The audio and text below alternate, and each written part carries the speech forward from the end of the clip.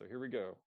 I'm so glad everyone's here. Thank you again. It really is an honor in more ways than we have time to go into. So hello, everybody. Welcome to Shmita Live, a gathering co-hosted by allcreation.org, National Wildlife Federation, Shmita Project Northwest, and Hazon, and produced by BioIntegrity Partnerships. I am Chris Searles, Executive Editor of allcreation.org and Executive Director of BioIntegrity. I'll be the moderator tonight. I am sincerely thrilled to get to work with this event's co-hosts, and we are sincerely thrilled to bring these great people together. We're gathering because we wanted to celebrate this outstanding group of Jewish thought leaders, raise some Shmita awareness in the world, and just have a good conversation about this emerging way of thinking about our shared future on Earth. Back in December 2021, allcreation.org published a new collection of essays and interviews and artworks entitled Shmita Now.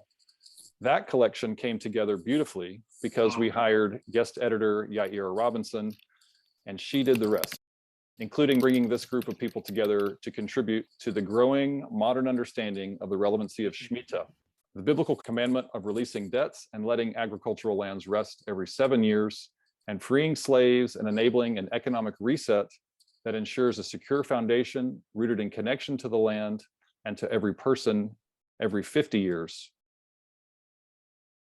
So we're here tonight in the year 2022, also known as the Jewish year 5782, to listen to some of these thought leaders and their ideas on Shmita Now. And quickly, I just want to introduce our esteemed panelists. I will read the names here. If you guys want to wave while we go through the list quickly, please do. We have co-host Naomi Edelson from National Wildlife Federation, co-host Deirdre Gabay from Shmita Project Northwest, co-host Sarah Zell-Young from Hazon, the Jewish Lab for Sustainability, guest panelist Rabbi Beth Cardin of St. Mary's Ecumenical Institute and the Maryland Campaign for Environmental Human Rights, guest panelist Dr. Mirla Goldsmith of Jewish Earth Alliance, guest panelist Rabbi Laura Bellows from Dayenu, a Jewish Call to Climate Action, special guest panelist Simcha Schwartz from Wilderness Torah. Simcha is our special guest because while he was not a contributor to this issue, Wilderness Torah does have a bunch of new resources entitled Shmita Slowdown. Also, Simcha has a deep background in this area, and so it's really exciting to have him here with us tonight. And we have joining us a little bit later on, Nati Passau from Dayenu, and our secret special guest who did make it, much to everyone's delight, Rabbi Fred Scherlinder-Daub has joined us, and his CV I should have written down because it's pretty extensive, but among other things, he is the chair of the Coalition on the Environment and Jewish Life, a board member of Interfaith Power and Light, the National Board, and a rabbi at Adat Shalom Reconstructionist Congregation in Baltimore area, I believe. Not sure if that's right. So, okay. Thank you everyone for being here and tuning in and zooming in. For anyone listening now or in the future to the podcast, we're so glad you could join us. This is going to be a fun hour. We want to begin with a quick explanation of the word Shmita from co-host Deirdre Gabay. So Deirdre, take it away, please. Thanks, Chris. I'm really excited to be here among this group of thoughtful people who I admire so much and to have this conversation. And I'm going to assume that everyone here has a basic understanding of what Shmita is. Like the weekly Sabbath, Shmita establishes a rhythm to life, a rhythm consisting of 6 years of activity, followed by a year of sacred rest for the land and all its creatures. For 1 year out of every 7, human exploitation of the land is to cease. Debts are to be released, and all are to share equally in the abundance of the landscape. Every 50 years, there's to be an economic rebalance through Yovel. Yovel ensures that the entire productive capacity of the earth doesn't wind up in the hands of the few, while many are left destitute and homeless. In all, it's very much like a return to Eden. And it comes with a promise and a warning. The promise, do this and you will live in security and abundance.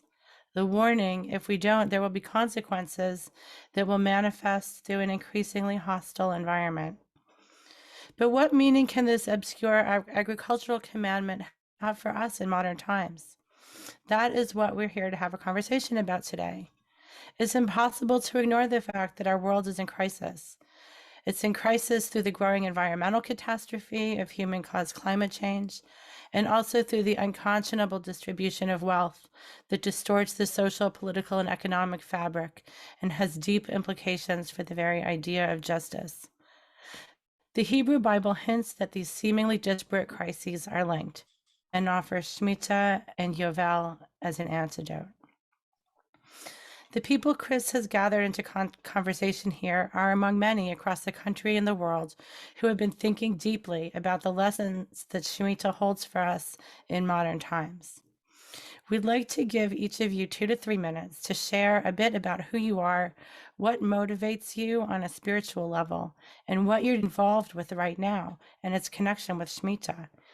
You'll have the opportunity to respond to one another, ask questions, make connections, and generally converse with one another after these opening statements.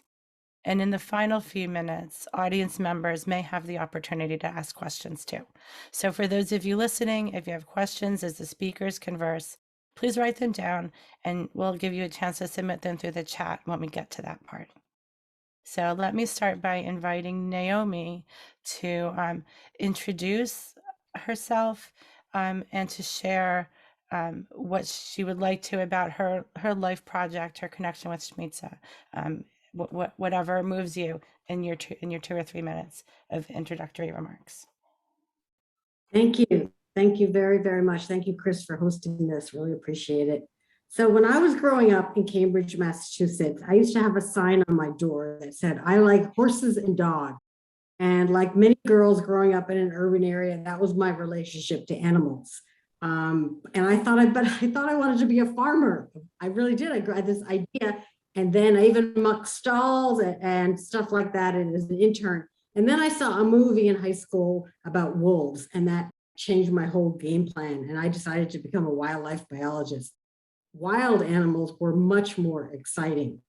And I'm a wildlife biologist and I work for the National Wildlife Federation.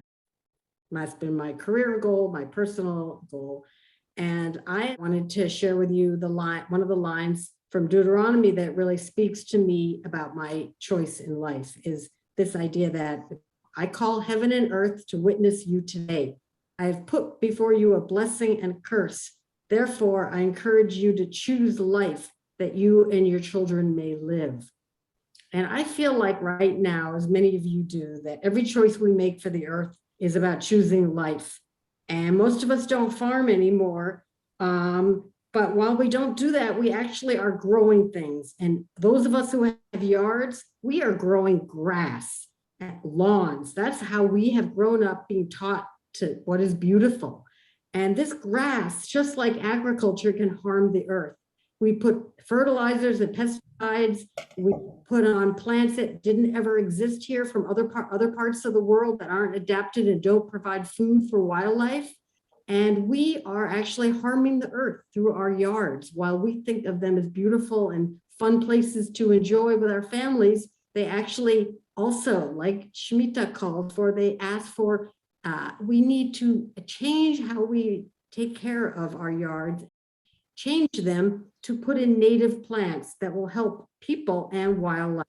And it is these native plants that are locally adapted, and they help provide food for wildlife, our bees and our butterflies and our birds, and they slow the flow of these climate-fueled intense rains in the mid-Atlantic region. And we can make a big difference. Like we think of nature as being parks, and we all go to them, many of us, especially during the pandemic. But in fact, we need to recreate these kinds of biologically functioning places that are also important spiritually, because we don't have a relationship with wildlife anymore. But if we put in native plants, we'll see the bees buzzing and the butterflies buzzing, and we will have that on a daily basis. I just want to say this is part of a program we call Sacred Grounds. Thank you. Beautiful. And Rabbi Cardin, if you wouldn't mind giving us a couple of minutes about your work, your connections to Shmita. Absolutely. By the way, Naomi, I have a National Wildlife Federation a plaque on my front yard because we became one of those yards. So thank you for that wonderful program that you have. I am Beth Cardin. I'm a conservative rabbi in Baltimore, Maryland. And we were asked to maybe choose a special text that motivates us. And I would say, I will share the text with you that I have chosen for tonight, but an hour ago, I might have chosen a different text. Yesterday, I might have chosen a different text. Tomorrow, I might choose a different text. So there's so much in the tradition that inspires you from day to day, depending on your need, right? Depending on your desire. So what I wanted to share with you tonight is actually from the Hasidic tradition, from the Kotzker Rebbe. There's a story told of the Kotzker Rebbe, who was a brilliant man, and a disciple came to him to learn about life. And instead, the Kotzker turned back to the disciple and said, "You tell me, why are we here? Why do you think we're here? Why did God put us here?" And so the disciple, sort of trembling, and said, "Well, we're here to improve ourselves, to perfect ourselves." And the Kotzker said, no, that's not why we're here. We're here to hold up the heavens. And so I love that, but I would just tweak it just a little bit by saying that we learn how to perfect ourselves by holding up the heavens. That is somehow what we need to do is improve ourselves, yes, because the world needs us to be the very, very best that we can be. But the way we can be the very best that we can be is engaging in the external world and seeing how it is beautiful and yet how it needs to be improved. And so I just love the fact that I'm here to hold up the world. It empowers me and it humbles me, and I get up every morning and wondering, what can I do today? What pillars need to be reinforced today? And the connection that I make between that and Shmita is as follows. So you go with me with this. There's a wonderful rabbinic tradition that says that when God created the world, God created the universe, God made the light so luminous and so powerful that God knew that when humans were created, that light would be just too powerful for them. So God took the light and hid it. Or how God knows, God took the massiveness of the light and hid the majority of it like under God's throne. And the rest of the light is what illuminates the worlds today. But you shouldn't think that the gloriousness of created light, that most luminous aspect of created light, is lost to us forever. The rabbis say, no, that light comes back into the world every Shabbos, every Friday afternoon, evening, when we light the Shabbos candles. Those two candles are glimmers of this luminous light of creation. And it seems to me that Shmita, like being the seventh year of a 7-year cycle, like Shabbos being the seventh day of a 7-day cycle, that Shmita is like lighting those candles for Shabbos and bringing back to the world the glorious luminous light of creation as it was meant to be, shared by all of us, enjoyed by all of us, giving us the illumination to live in a world of justice and goodness and peace and plenty.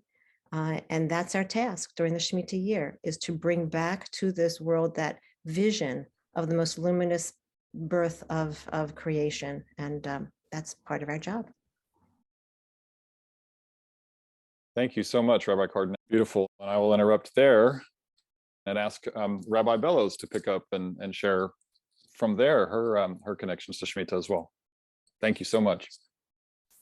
Thank you, Chris, and so lovely to be with everyone here. And a big shout out to Yaira, who's on here now. Thank you.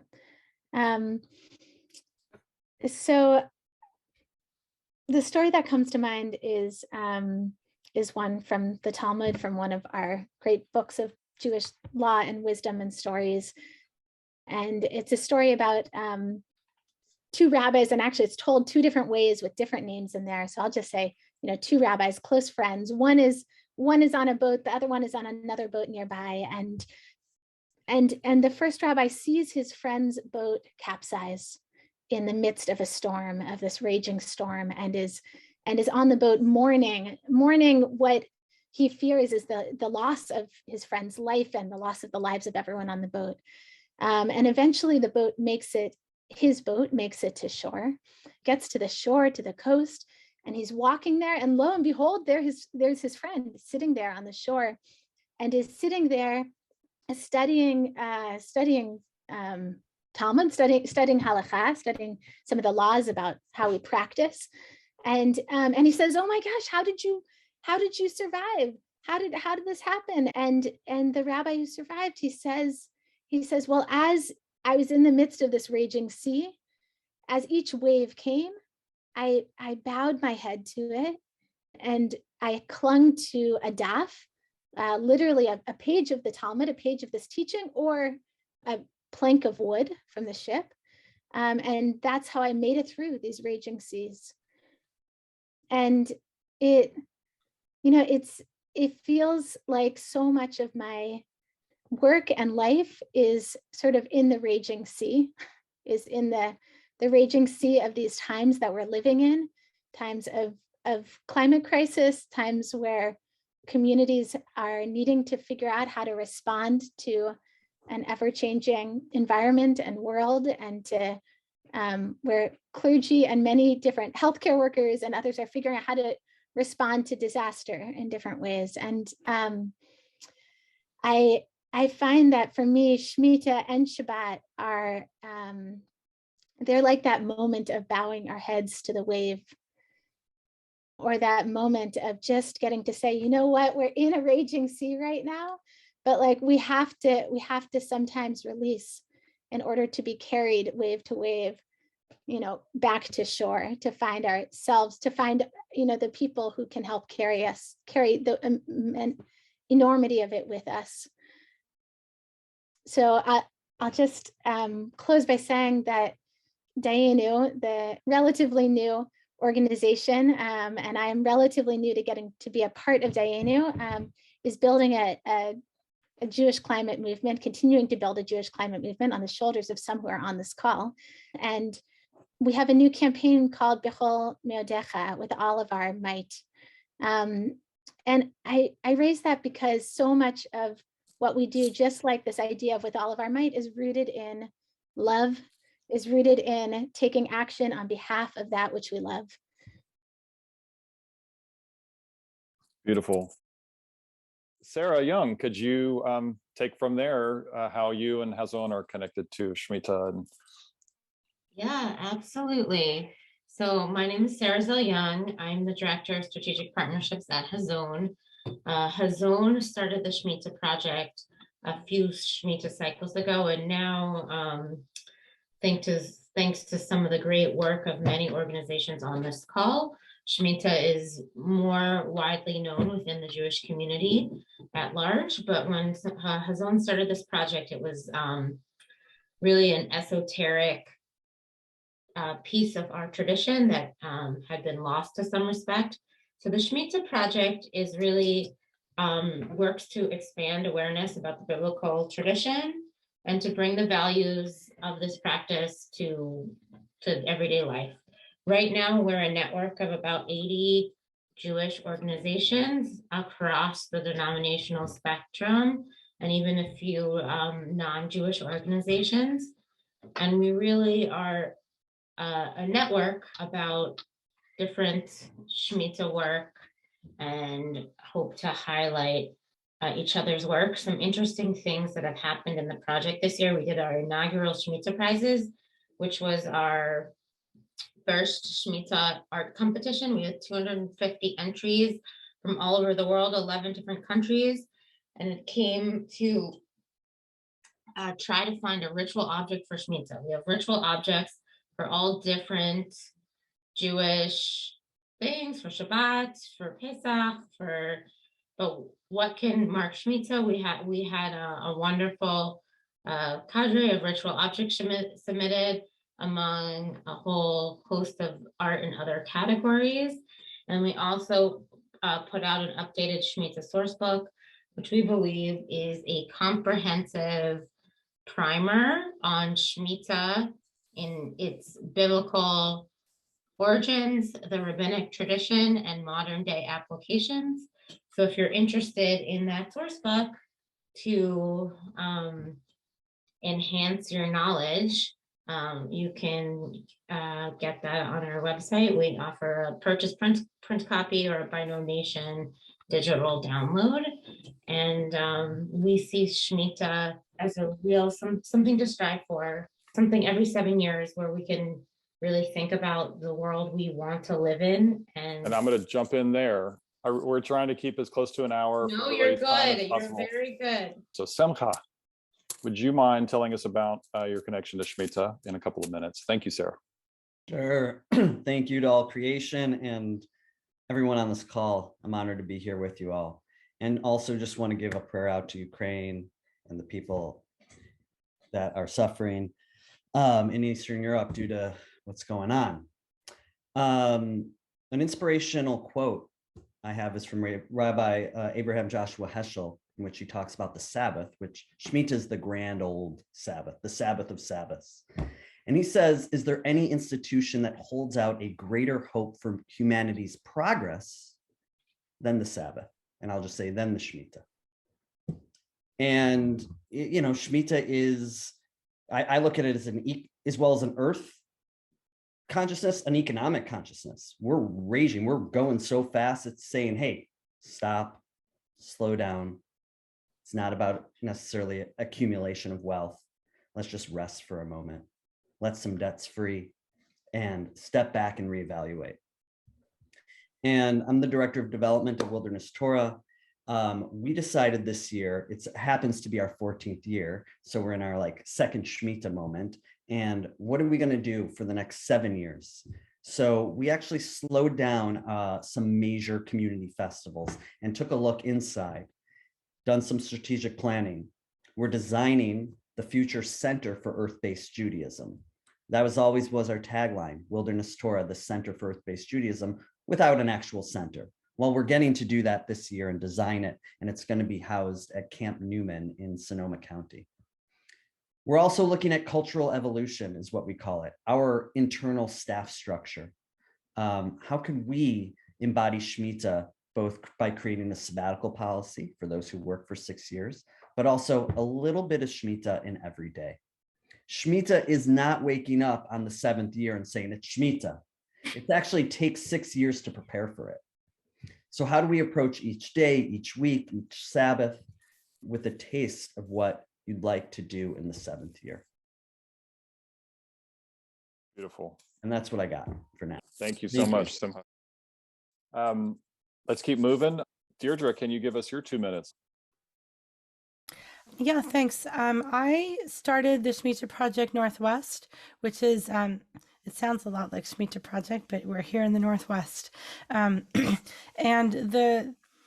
I was really, really deeply inspired by Shmita at the beginning of the last cycle. And I lacked resources within my community to do a whole lot with the concept, but I did a lot of teaching.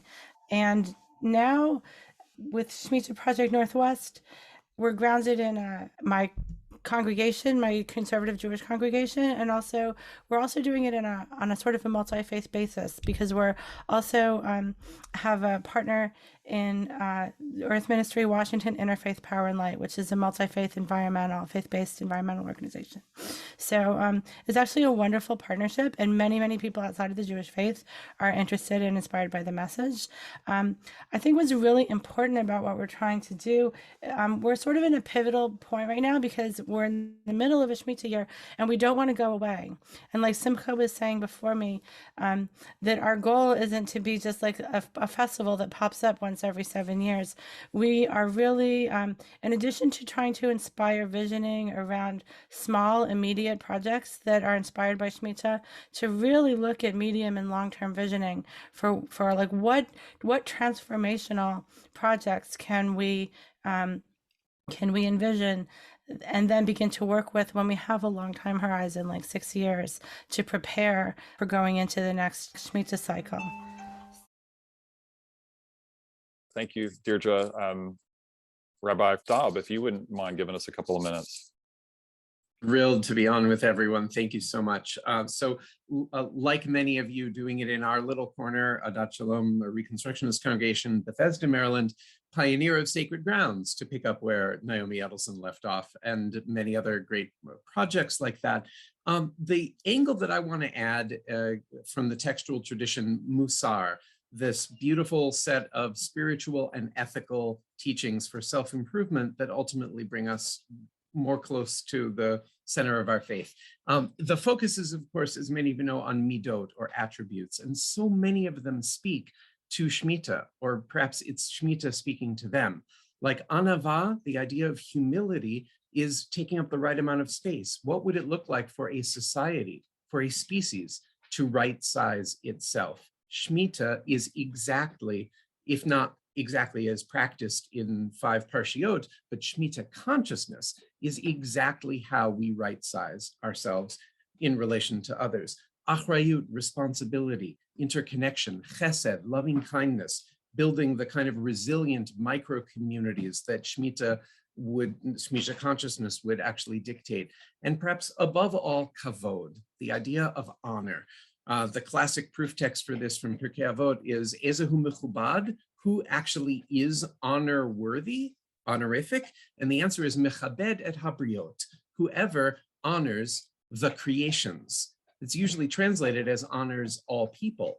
And that is all people. That includes, this is National Refugee Shabbat coming up, that includes the ger, the immigrant, the stranger, singled out for concern here. That includes people of color and other minorities historically oppressed. The theme of reparations cannot, and racial justice cannot be disconnected, because if we, every 7 years we press the reset button, things would look a lot better.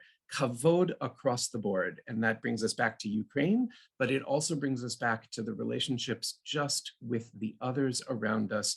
Shmita is like the grand unification theory of all of our great values, and it's taken off. And thank you all for being a part of it. Beautiful. Marilla Goldsmith, will you wrap us up with a little 2 minutes about your connections to Shmita as well?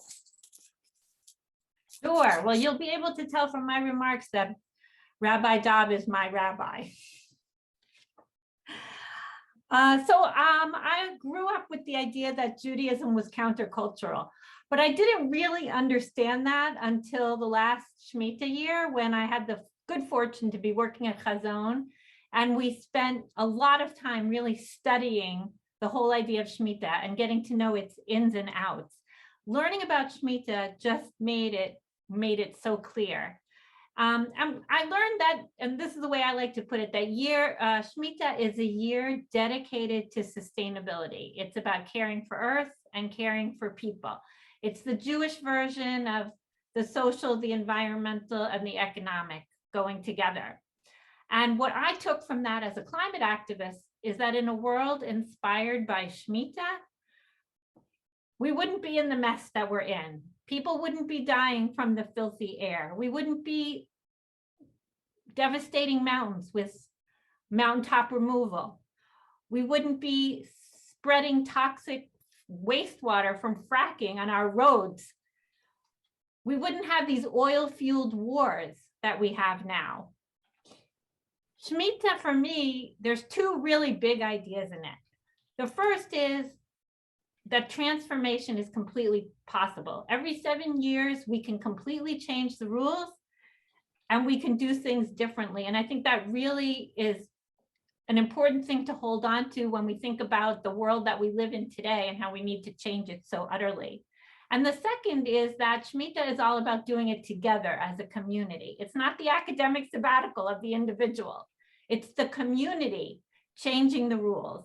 And that told me that we need to build community and we need to mobilize our Jewish communities.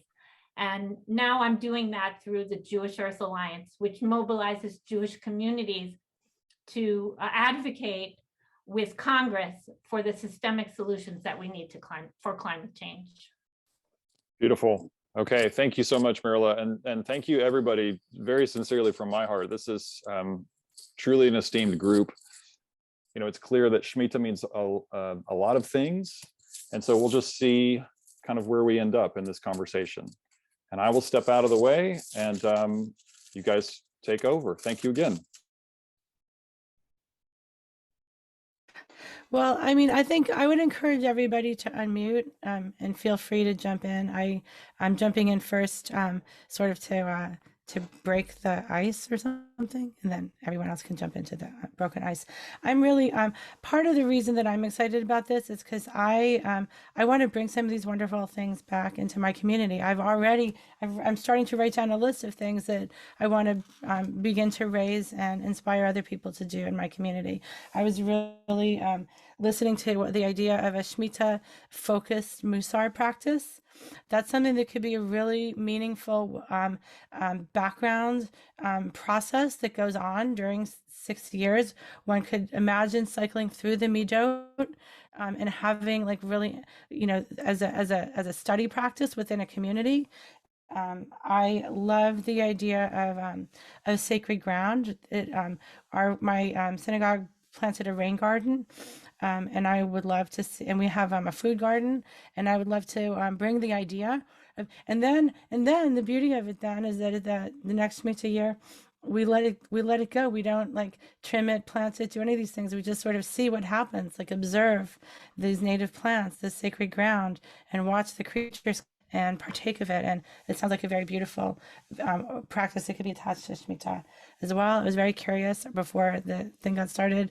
Rabbi Nina, Beth Cardin was talking about some legislation in Massachusetts that's really exciting, giving rights to nature. So I'm just in love with a lot of the ideas that I'm hearing and want to bring them back to my home community. So Go ahead. Go ahead. I was just going to say, I love, I mean, I think Deidre, you spoke about this and somebody spoke about it and plan and joining it with Fred's. We don't want to sort of wake up one day and go, oh, Shmita year is here. Now what do I do? Right. We want to make sure that we understand this is a cycle of 6 years plus one. And so Fred, I think you did give us an interesting way to structure understanding each year. The Bible, after all, names each year. It names them with the numbers, but it also each year has its own character. Where do you give the tithes? How do you give the tithes? And if you're loaning money or you're borrowing money, you sort of know when that loan is due and when it will have to be forgiven or when it will have to be repaid by. So I just ask all of us, how do we, as it were, name each year along this cycle? How do we make sure that we know what each year is in its relationship to Shmita? Is it the Musar concept? Is it something else? Is it the way that we behave this year as different from next year? So how would we name the year so that it's not just Shmita year, but it is in fact the cycle, and we know where we are every year in the midst of that Shmita cycle? So Laura, I don't know if you had wanted to follow up on that. That's beautiful. I love it. I just sort of want to sit with that a little bit. And I think I'll say it's also connected to, I was going to say that I've been just going through the Shmita Project awardees, art pieces and writing pieces that have come out of Hazon Shmita Project, and been so touched by some of those pieces, and really as I feel like on one hand I'm a rabbi and an organizer and whatever else I do, but I'm also an artist, and Shmita year feels like a year, I'll say personally, where I get to tune into some of the creativity and some of the I hope some of the radical imagination, and as Joanna Macy would say, some of the moral imagination that we need for uncertain times. And I think that's where, when I think about those 6 years leading up to where we are now, it really feels to me like we need a reset. We need a year to kind of regroup and organize and connect across our movements and across our communities, and figure out how to be creative, how to mobilize imagination for these very uncertain times. Thank you. If I can chime in here, and also that question in the chat was, how do we name every year? There's a moment called Hakel, which is the moment after we pray for rain at Sukkot. Start praying for rain, which in Wilderness Torah, we are bringing back the rain dance. And here in California, we need rain, and all over the world, we need clean waters. So for one, just a pitch, let's dance for rain. We are rainmakers. And then after that most important act, there's Hakel, a moment where we declare the new cycle. And in that moment, it is spoken that the leaders kind of bow their heads to recognize the true leader, Hashem Elokeinu, Great Spirit. And amongst other things, there are instructions on what to do at that moment. But one thing organizations could do is mark that moment with the new plan, the new vision for the next 7 years. So if you're watching out there, Google Hakel or the That's rabbi one of on the this call. No more That's than a great idea. That's one of the things that we're going to be doing. We're planning a Hakel in the Pacific Northwest. And I would love, like, as I listen to this, I think I would love to maintain contact with this group. Maybe we could have future updates where we have thematic updates where we get back together because you guys are so creative. Nina, I was thinking one thing I would love to have in the lobby of my synagogue would be a giant wheel that turns, that we turn each year so that we visually know what the Shmita year is, and we can orient our youth education around it, our youth programming, our adult education, our intention to visit Israel. I think that there's an idea in 2 of the Shmita years that we're supposed to visit Jerusalem. It would be very meaningful to have that incorporated in every aspect of our synagogue life.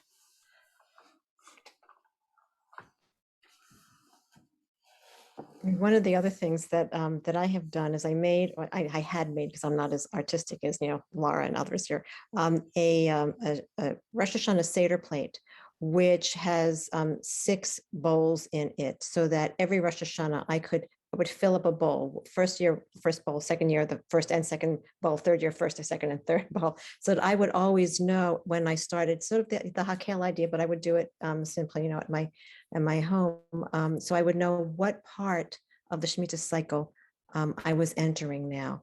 But as much as I liked it, it was somewhat empty because I didn't have a fullness of how do I define that year. Simply what you're adding to that, and what Fred was adding to that, was that identify a goal for that year, right? Identify a theme for that year, identify some way to mark that year so that you know how to behave more in line with the Shemitah values. And that's, I still like to explore that with all of you as well. Yeah, something that Hazon is planning to do, and hopefully partnering with many of the wonderful people on this call, is to host like a Shmita Vision Summit at the end of the Shmita year. To think about visioning for the next 6 years. Also, we're trying to align our Shmita work with organizational climate action plans across different organizations across the Jewish spectrum, and thinking about how we can use the wisdom of Shmita and this series of 7-year cycles to think about building on each other in terms of improving our relationship to the earth and the natural world. I want to jump in for that because I do think, again, I know I said it, but to underscore it is like, we don't have to go far away to have that relationship with the natural world. And I feel lucky because I live, 5 minutes from Sligo Creek, which is this beautiful creek, and I get to walk on it or bike or whatever every day. I pretty much see it and I see how things change.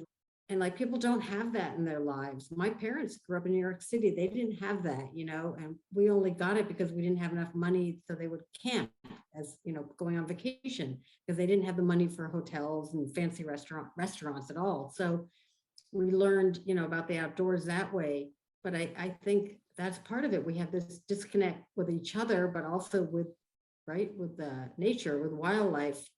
And I like, for me, like this whole reflection, it gives us hope that we can reset ourselves. And it's also that same idea, but like recreating our yards gives us hope every day to come out and see that if we have a yard, is like a beautiful way to remind us the world is good, instead of like being bombarded with all this harshness that we're especially recently. But anyway, so I think from a congregation standpoint, it is really obviously important to give people hope. And I think by planting native plants, it's amazing, right? I mean, I'm working with a bunch of the people on this call on it, but congregations love it. I think because it makes people feel like they can make a difference. And that's what we're all trying to do. I love it too. And I got some plants from Naomi and I planted them on my balcony. And it's amazing. I have these native plants growing on my balcony, and it's only going to expand this summer. I do want to inject into the conversation the idea that our connection to the earth these days is not only through agriculture. You know, the Shmita of the Torah, the most basic connection that we had was through agriculture, and everyone was a farmer basically. So everyone could relate to that. Today, we are dependent on energy sources, the fossil fuels, and that's one of our strongest interrelationships and connections with the earth and with the land. And I think that we can integrate the idea of reducing our fossil fuel use, becoming more energy efficient, repairing what we have damaged. You know, this country, we have like hundreds of thousands or millions, I don't know, of abandoned oil wells that are leaking methane into the atmosphere. So, you know, they didn't worry much about the atmosphere back in those days, but we're not only destroying the land, we're destroying the atmosphere. So I think we can connect these principles of Shmita and this interrelationship also to our use of energy.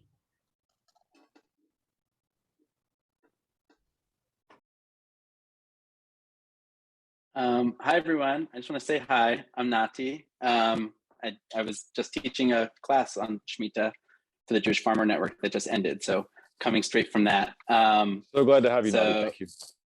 Yeah, thanks for having me. I just want to, I just dropped in the chat a file that I created with a friend, I think before the last Shmita year, called Shmita Year by Year. It was kind of like a very first attempt at, I think, this question that I came in on, of kind of like, can each year of the cycle have its own unique theme or flavor in relationship to the Shmita year? So it's in there as the PDF, and I'm also happy to send it to Chris, who can maybe send it out to participants if you're interested in looking at that and certainly building on top of that. Yes, let's do that. We'll send a follow-up email to everyone who's on the call. Thank you. It's nice to see you, Nati. I admire your work very much, and I'm honored to be on a program with you. So thank you for being here along with Thanks, Deirdre. everyone Nice else. to see you too, and likewise. Thank you. I had a question. Oh yeah, I had been thinking that for my own education, I would really love to put together a high-level study group about Shmita. And I'm wondering if there might be some other people on the call who would be interested in forming that with me. I would definitely be on the learning edge, but I'm a serious student. Just a question, throwing it out. I'm interested, and I also want to say that most of what I know about Shmita I learned from Rabbi Ari Hart, and he's an incredible teacher, and I think you should turn to him and ask him if he'll participate. I would say, Deirdre, you know, if you create it, they will come. Yeah, do it. When people will show up, we will show up.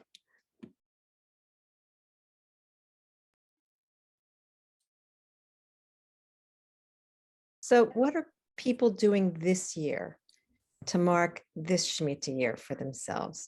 I'd love to hear.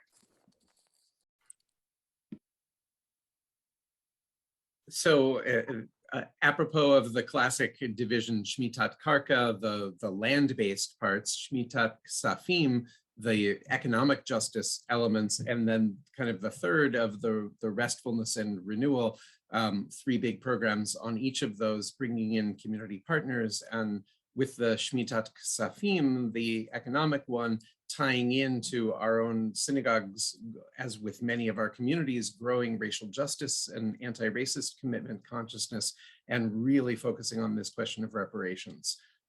Because the question is, how can we not only stop the damage that we are still doing through things like carbon emissions and other injustices and unsustainabilities, but what would it actually look like to go back and try to do what Leviticus 26, the overlooked text, that's the warning of what will happen if we don't let the land have its shmitas, right? Well, what are the social comeuppances if we don't allow the people's equality to come as it should if we press a soft reset every 7 and a hard reset every 50 years and find a way to bring justice and sustainability into the human sphere? So those are just a few of the directions we're taking it. Well, Shmita Project Northwest has gathered together 12 different member organizations that we are holding programmings, we're sharing program. Some of the things, we have a little free library, a little free food pantry.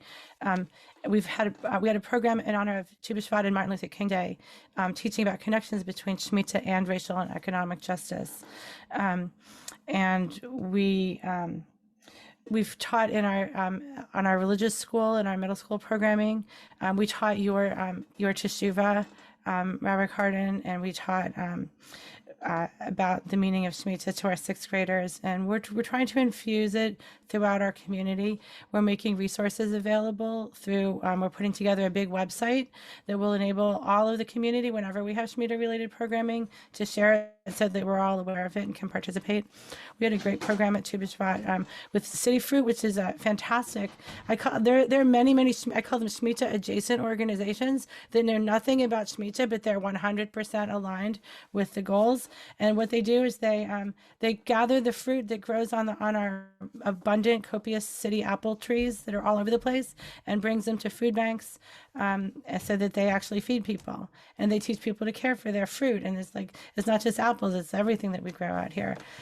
Perfect Shmita alignment with that organization. And we're absolutely trying to incorporate themes of I would love to. I've looked at organizations that buy debt, that, for instance, buy medical debt and enable people to become debt free. And I think it's very fascinating as we've gone through the pandemic and we see the effect that debt is having on really putting the brakes on many people's lives. And the idea of reviewing just the whole environment of debt that people experience, because it can either be a real spur to the economy to allow people to better themselves, or it can absolutely be an anchor that weighs them down for their entire lives when you have elderly retired people who are still not free of their student loan debt. I think that it would be really interesting to figure out how to do a better job with that. And 100% reparations seems so intrinsic with the Yovel that we wouldn't have these problems if we had a system of preventing intergenerational poverty from being passed down through families. And that this seems like it was explicitly intended to prevent that. And how do we draw that? How do we draw out those ideas? So there's so many really strong, I would call them warp threads through the work that we can do. And we're sort of trying to do it all, but mainly by inspiring other people, like to sort of be that angel that sees the little blade of grass growing and encourages it. That's a big part of our work. I'll share in a I'd say at this point, less institutionalized, less organized way, but the one aspect of Shmita practice that has really spoken to me is around shared economies and shared resources, and how do we figure out, in a sort of biblical context of breaking down our fences, where we are more reliant on shared resources and on what is growing, from the ground. I think, for me, that has translated into researching and finding out about some of the time banks in my area and tool libraries and, spaces like little free book libraries, and figuring out how to better support and connect others with some of those resources. There's a big mutual aid movement still in the area where I live. And I think, all of those kinds of systems where neighbors are helping each other, particularly in economically diverse areas, feel very much like a Shmita practice, and one that I hope is helping, set up some alternative economies that can help sustain us and bring us into the next 6 years in a more equitable way.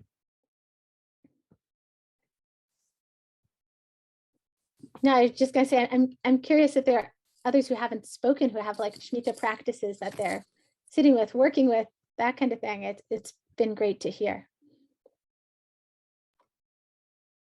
Well, I can talk about my synagogue, that is Rabbi Dobbs Synagogue, where we have a climate action team.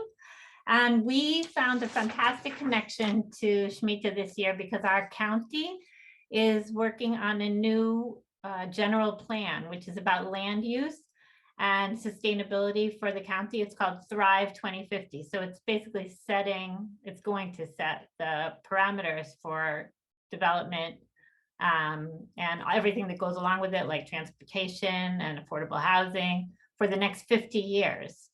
So we felt that that was a very appropriate project to take on for the Shmita year, because the Shmita year is also about looking at a vision for society and investing in the future. So what we did is we decided to educate our community members about this plan. We had a night of Shabbat dinners where we learned about Shmita and how it relates to planning in our own community. And then now we are actually advocating for this plan, and a number of our congregants have testified before our county council about the Thrive 2050 plan. So we were able to sort of put these ideas right into action in our community.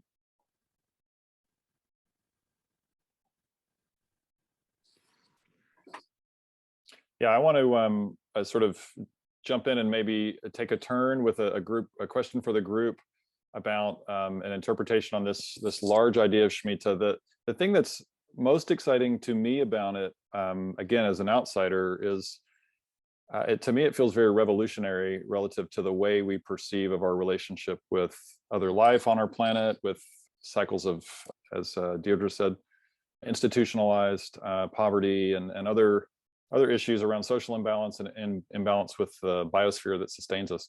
So Rabbi Neil Blumoff, one of his interpretations of the Exodus verse around Shmita, the Exodus commandment, is the idea that it is basically God saying to the people of that time, you no longer have complete and total dominion over the fields. You need a little bit of an instruction book here. You need to maintain this cycle in order to maintain the balance.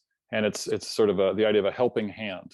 And when I spoke with Deirdre about this a couple of days ago, she was both receptive and also guarded on that idea. And so I want to just throw it out to the group and see what kinds of responses we might get, particularly from the rabbis, but from everyone, this idea that Shmita is saying to some degree, we do not have dominion over the earth. There are living systems and social equity issues that we need to all honor in order to stay well.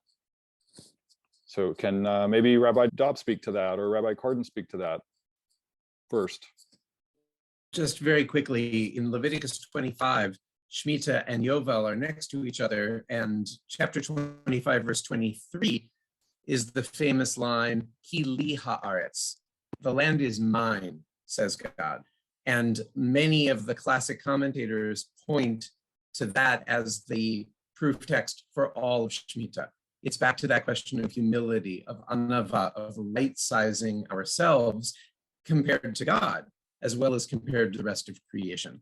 And in both cases, we need greater humility, some downsizing, and a smaller footprint, and that is all Shmita. Yeah, I see Genesis 1 and Genesis 2 as a way to respond to that. Genesis 1 is, of course, where we hear the phrases, that we should dominate the world. And I believe that when we were, in fact, a small species on this earth, when we had a small footprint and we were extremely vulnerable, that the blessing was that we should be able to manage our environment so that we should survive. I mean, that's what it was all about. So when you're very small, little technology, still needing to grow in knowledge and capacity and numbers potentially, Genesis 1 blessing of domination worked. But when we hit the capacity that we have now and the numbers that we have now and the technology that we have now, Genesis 1 theology ends up being a destructive theology. If we imagine that we're here to dominate, which is where Genesis 2 comes in. Genesis 2 talks about humanity being in service to the land.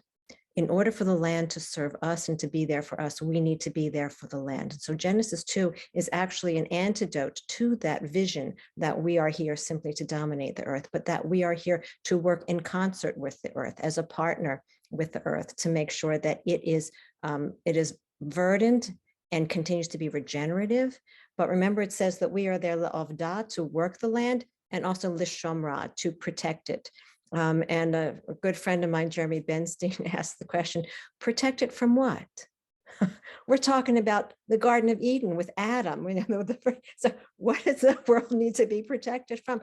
Well, essentially from us, right? That is what it needs to be protected from. As we work it and as we build this glorious civilization that we want to build, let's be careful how we do it and make sure that we don't do it in a dominating and destructive way. So I see Genesis 2 as a corrective to Genesis 1.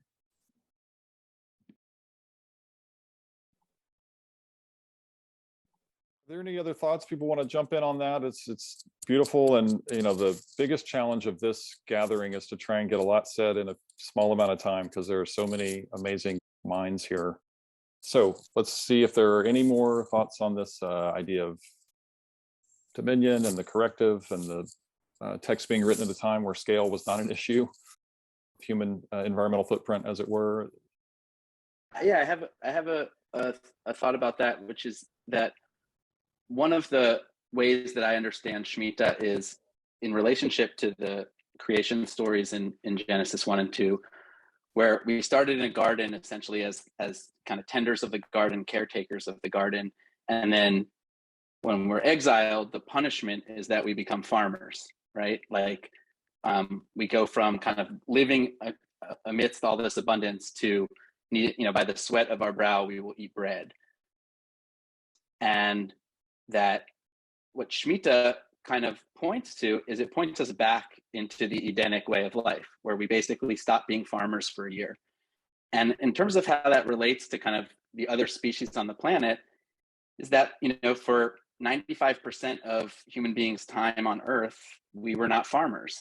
And we did what pretty much all other animals do, which is we wake up and we say, what are we going to eat today? And we go and we find it. And we're not like amassing a lot of surplus, and we're moving with the natural cycles of the rains and the resources.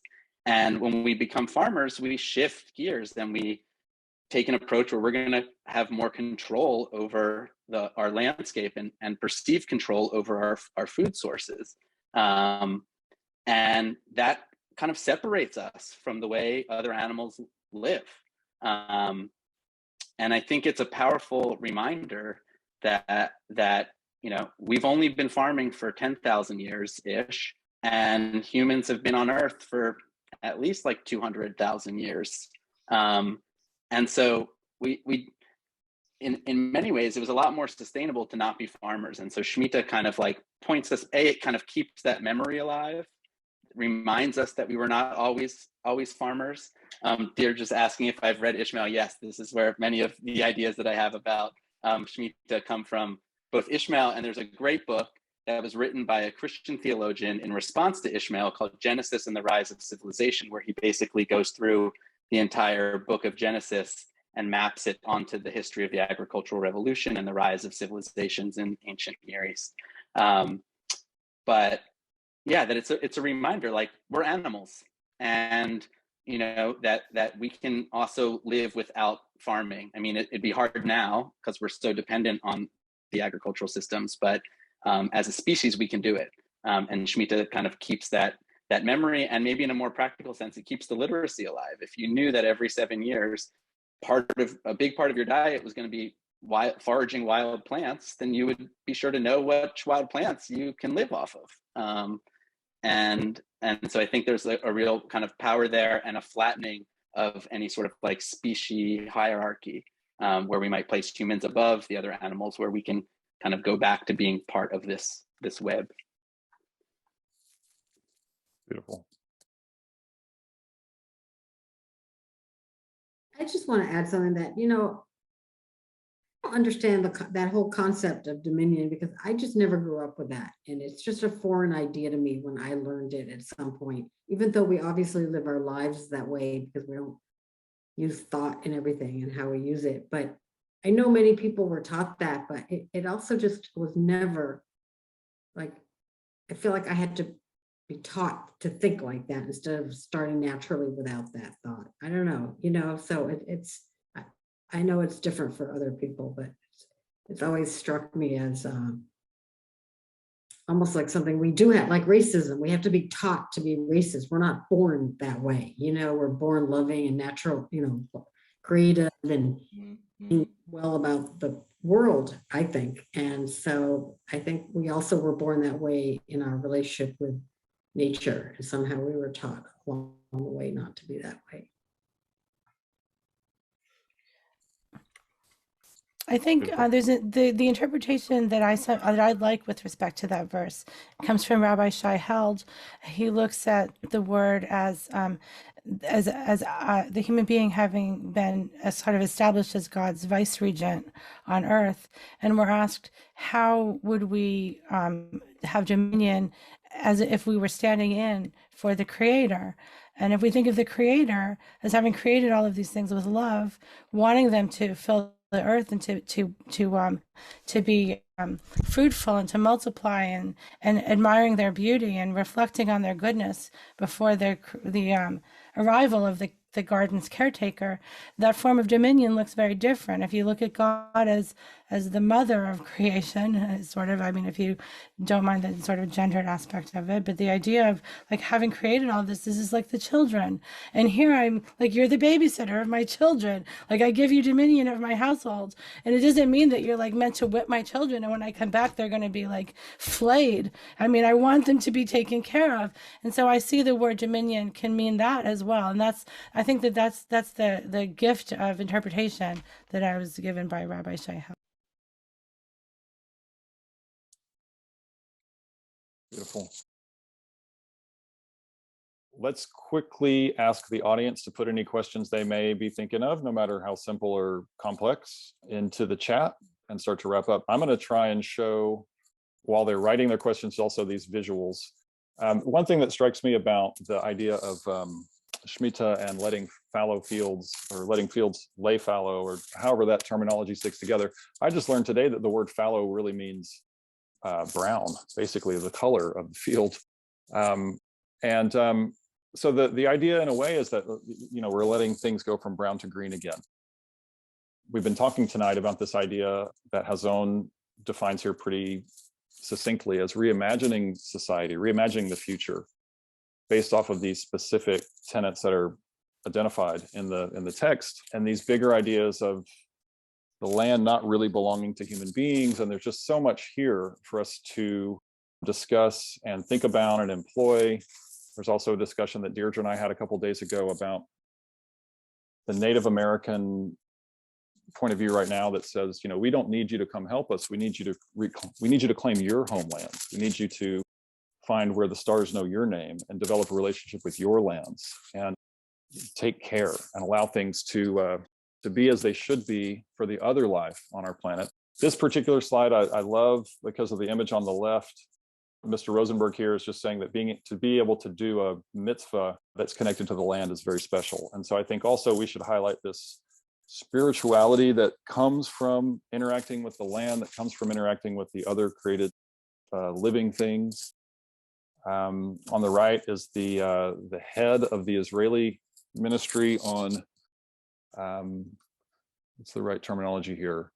Agriculture according to the Torah, and he's talking about Shmita, how Shmita is practiced in Israel now, the practical ways that's employed, everything about restoring to abundance of spirit, abundance of productivity from the natural landscape. This is a photo in Israel, reminding people to practice Shmita. This is Wilderness Torah out in nature. This is acknowledging that there are many things about letting fields go fallow that are counterintuitive to our modern way of life, such as letting food rot. But again, it's about creating abundance. And something we don't have time to get into tonight is ways around the sort of Shmita law that are being employed today. But it's about planting a better future. It's about allowing a better future to grow. It's about planning a better future. And the folks that are here tonight are just doing such dedicated work to reconnecting the long lineage of our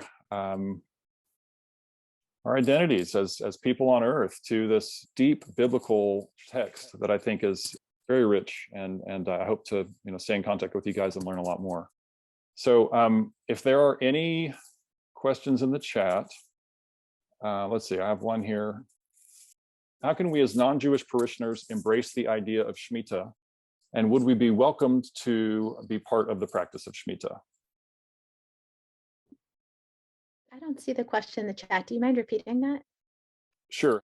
How can non-Jewish people practice Shmita, and would they be welcome to do so? Of course, the answer is yes. Yes, please. First of all, Shmita is in your Bible too, right? So please go for it. And there have been some amazing projects in, among what we call non-Jews, that would be the rest of the world, implementing the principles of Shmita, such as the Jubilee Debt Relief Project, which was enlisting countries to relieve the debt of the rich countries to relieve the debt of the developing nations. You can look that up on the internet. And I'm sure others of you have other examples, but please get involved, join us. Yeah, I'll say as a non-Jew, what I'm most compelled by is that this feels like a template that I can apply. And that's what's happening in the Jewish community, is it's being interpreted and applied in so many different important ways. There's another question here from Mirala, actually, who just spoke, that she would like to hear more from Rabbi Nina about the Maryland Environmental Human Rights Amendment that you're working on. So in October, the United Nations Human Rights Council passed a resolution saying that environmental health is a fundamental human right, which is a wonderful thing that they did. In America, 1970s, 5 states put in their constitutions a clause that said environmental health is a fundamental human right.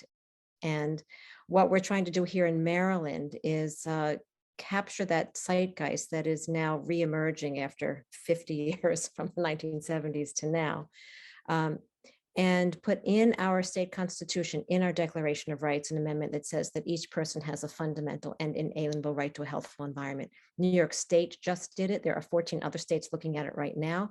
We hope that Maryland joins New York. It is an uphill battle because, as you can imagine, there are some interest groups that are not interested in making sure that we share the bounty of the earth and we protect the bounty of the earth. But if we put this in our state constitutions and potentially eventually in our federal constitution, making sure that the government is responsible for protecting the environment for everyone, so that there are no cumulative impact neighborhoods, there's no environmental injustice, there are no haves and have-nots, that the earth will be here for now and for future generations. That fundamental right can be transformative in how we behave as a society and how we hold our government to behave. And as you know, putting things in a Bill of Rights or a Declaration of Rights in a constitution is not just a matter of law, it is a matter of cultural DNA. It is something that seeps into our spirit so that we know this is not just what we do, but who we are. So I encourage you all to go and take a look at your state constitutions and be in touch with me if you wish to talk about how we can put environmental rights in our state constitutions. We need it. Beautiful. And let's go one last, thank you so much, Rabbi Cardin. And let's go one last comment here and kind of get an explanation. Again, everyone on this call is exceptionally gifted and wonderful. And so I just wish everyone had 2 hours to talk. But this comment comes from Rabbi Dobb, and he's mentioning something I'm not familiar with. So I thought maybe he could just explain it a little more. He says, another photo that would go well with these traditional observances of Shmita could or should be of Shmita Yisrael. I can't even say that word yet. So maybe you can take over. Very quickly. Shmita Yisraelit is part of the contemporary environmental movement in Israel that's doing so much of this work in the other great center of the global Jewish community. And because a lot of those photos, it's very easy to focus on the people who are trying to preserve biblical literalism. And kol hakavod, right, as we say, all the honor to those who are trying to interpret it that way and coming up with ways around so that they feel like they're in alignment with the letter of the Torah. The letter of the Torah in a world of 8 billion people may simply not be the thing to do anymore. the spirit of Torah around Shmita consciousness, as opposed to Shmita observance, is in some ways the lodestar for almost everything that we've all been talking about. And so props not just to the people trying to help Orthodox farmers in Israel have this year for their fields to lay fallow, and expect more to come from other areas, but actually to think of it in the interconnected whole that we're a part of. And that means we need to begin to think about exactly what others have been saying, how it is a 7-year cycle. And maybe what we need is a 14% reduction annually, which is the equivalent of a year off, but spread out. And maybe we can do that in the human sphere, and maybe we can do that in the ecological, agricultural sphere.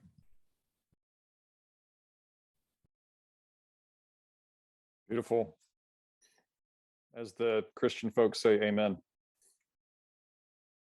I'm going to wrap us up, everybody. I do want to add a comment on that, just as the moderator, that I do imagine a world where we find this unification or this new integration amongst our technologies and the laws of the biosphere, and find ways to perhaps schedule Shmitas progressively every year so that we're rotating, sort of like this idea of rotational grazing for raising meat, and rotational agriculture for keeping, it's basically the same idea for keeping fields verdant and productive and soils rich. But let's pause for now on this. And I just want to say thanks so much to everyone for being here, including the audience. This event was presented by Shmita Project Northwest, Hazon, the National Wildlife Federation, and allcreation.org, and produced by BioIntegrity. Please visit each of the organizations that are represented here tonight. There's the PDF in the chat, which I will put in there one more time as we're signing off here. If you're listening as a podcast, look for links to the organizations in the podcast notes. And then last but not least, we want to say a big and a special thanks to Yaira Robinson, who's been listening in tonight. She was the guest editor for this issue of All Creation called Shmita Now. And as well to each of our guests tonight that Yaira brought to All Creation and brought together initially. It has been really inspiring for me personally to learn from each of you through your works that were contributed to the All Creation publication, and then also to start to discover more of what's going on in the Jewish community. And I'm deeply inspired. I look forward to staying in touch with you guys over the next 7 years. Thanks most of all to our audience for being here. Please visit our host websites, allcreation.org, National Wildlife or NWF.org, Shmita Project Northwest on the internet, and Hazon.org, and all of these groups, and see what they have to offer. There's so much that we need to do, and there's so much that we can do. We are barely at the very beginning, I think, of some new ways of thinking about how we live together on Earth. And with that, I just want to say thanks so much to everyone, and good night to all. Take good care.